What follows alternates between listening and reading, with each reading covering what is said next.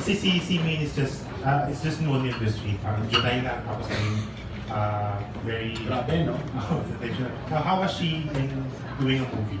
Oh, great, great. Remember, I was a fan of hers when she was just dub smashing, when, you know, she was impersonating the Scream Queen, right? I really loved her. Tawa ko ng tawa sa mga YouTube niya.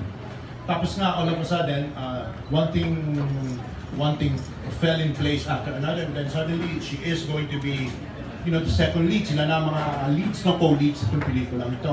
Sabi ng iba, bakit walang workshop, chuba-chuba? Honestly, I don't believe in workshops. She's natural. No, that's either you have it or you don't. Di ba? You take workshops to hone your talent, but if you have no talent, what will you hone? Di ba? And some people have been, you know, doing workshops for 10 years. And there's, di ba? Di ba? So, you know, she's a natural. Natural siya. At saka sabi ko, one big advantage of Maine is she's intelligent. Kapag matalino yung artista, alam niya yung ginagawa niya, hindi naman niya, ang artista naman, hindi naman dikuerdas yan na, hindi ba, iyak, tawa, hindi ba?